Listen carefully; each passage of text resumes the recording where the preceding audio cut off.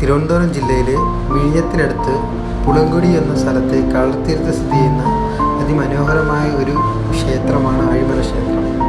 ഇവിടുത്തെ പ്രധാന ആകർഷണം എന്ന് പറയുന്നത് ഇവിടുത്തെ ശിവൻ്റെ ശില്പമാണ്. കേരളത്തിലെ ഏറ്റവും ഉയരം കൂടിയ ശിവശില്പമാണ് ആഴിമല.